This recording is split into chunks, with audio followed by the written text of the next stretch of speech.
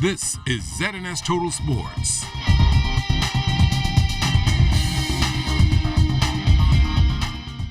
Welcome to sports, everybody. The 37th annual Hugh Campbell basketball tournament taking over the AF Adelaide Gym. It all got started this morning with the opening. Charles Fisher was there. Founders Doug Collins and Alfred Forbes on hand for the official opening.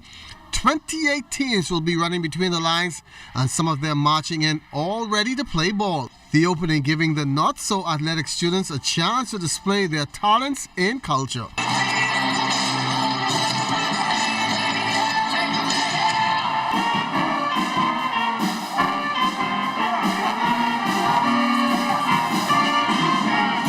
Officially opening the week-long tournament was Minister of Youth, Sports and Culture, the Honourable Lanisha Roll. We are here to celebrate our stars. This is the 37th year.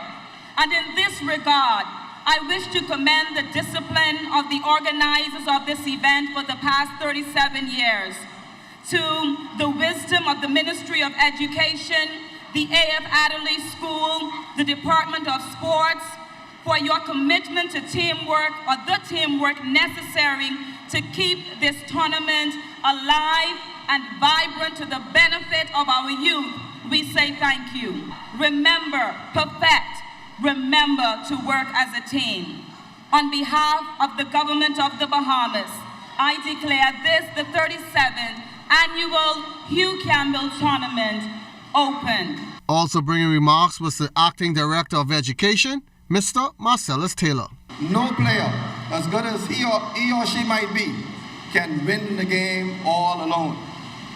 Even the star player on the team, the person who might score 25 points, cannot do it to bring the victory all alone. Somebody must dribble the ball, somebody must pass the ball, somebody must set the pick, somebody must rebound, somebody must play defense, and it is all a team effort. Ceremonial first shot by the minister coming up a bit short. And you know nothing is done without the sounds of Junkanoo, a rush out bringing the festivities to a close. For ZNS Total Sports, I'm Charles Fisher. The Hugh Campbell basketball tournament all about bragging rights, and Amajal Knowles has his first in a two-part series, which takes a look at the top 10. Starting off, of course, with number 10, that being the Temple Christian Sons. Now, TC heads in the tournament looking for some revenge after being bounced in dramatic fashion by Queens College in the BAISS playoffs in 5 overtimes.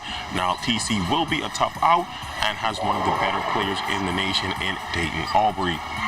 Also heading into the tournament with something to prove at number 9, the Jordan Prince William Falcons, who had to forfeit the remainder of their BAISS season due to some technical complications with their roster. Now, if you don't believe me when I say they have something to prove, hear it from the man in charge himself. We have something to fight for. All we got to go there and prove that we are one of the best in the country. And coming in at number 8 are your reigning BAISS champions, the St. John's Green Giants, who head into the tournament with a wave of momentum after sweeping Queens College in the BAISS final last week. They do boast some of the better on-ball defenders in the country, and it will be a tough task for any team to try and put up points on them through the tournament. Coming in at number 7 of the nation's second city is Sunland Baptist, who are considered by many basketball pundits around the country as being a tough out for anyone, as they have shown themselves to be one of the many basketball powerhouses coming out of Grand Bahama over the last few years. At number 6, we have another perennial powerhouse in the CC Sweden Cobras, who are also out looking for revenge after being bounced in the first round of the GSSSA playoffs. The Cobras also boast one of the better defensive teams in the country, coached by Wade Watson, and they are certainly looking to make their mark on this year's tournament. And that's been a look at teams 10 through 6 in this part 1 of our Hugh Campbell preview series. Stay tuned to find out our top 5 teams as well as Cinderella. For ZNS Total Sports, I'm Amajal Knowles. As you would have heard, the St. John's College Giants among the top 10 coming in at number 8. And this morning, this was the scene on their Stapleton campus as the Giants celebrated the title they won in the BAISS private school season on Friday. The hope now is to have a similar celebration after the Hugh Campbell final next Monday. Buddy Hield with a third-place finish in his first three-point shootout at NBA All-Star Weekend. He spoke about the experience. I know that if I wanted to compete in the championship round, I had to shoot about 25, 26 because we were practicing. I see on the guys, and everybody can shoot a high clip. Joe, Steph, Danny. We all can shoot a high clip. So that was the main goal. Like I'm gonna shoot above 25. It's coming to anxiety and pressure too. Everybody's watching you, and you don't want to fail, but it's part of the game, man. DeAndre Ayton, also part of All-Star Weekend, playing for Team World in the Rising Stars Challenge. DeAndre and Team World will come out on the losing end against Team USA. For DeAndre, he has had to cope with a lot of losing so far this season, as the Phoenix Suns sport a record of 11-48. But the big man is not about to hold his head down. I love the game a lot, and this is what I do. I'll say I'm built like this to where, adversity, I can overcome it and I can help others overcome it. And, one of my big roles in life is just being one of the biggest leaders. And, as young as I am, and, there's a lot of young guys on this team. There's a few guys on this team that have a few years ahead of me, but I'm still, just giving guys encouragement and, talk to them on how I would like to be talked to, and you just knowing each other's personnel and wanting to win and knowing that good days are going to come every day, and just going through it. I didn't expect to come in this league to win every game, but I expect to compete to the highest level and have fun and learn from it as well. A new national indoor record in 300 meters for trackster Stephen Gardner over the weekend in South Carolina. He ran 32.26 for the win. Meantime, at the Southwestern Athletic Conference Indoor Championships, Texas Southern's Alexis Gray, second in the 200, 23.83, and third in the 60 in 7.52. Her teammate Brian Clark, seventh in the heptathlon, 3,669 points. The New Providence Volleyball Association's championships back on the court yesterday. The Intruders in a must-win, down 0-2 to the Defenders.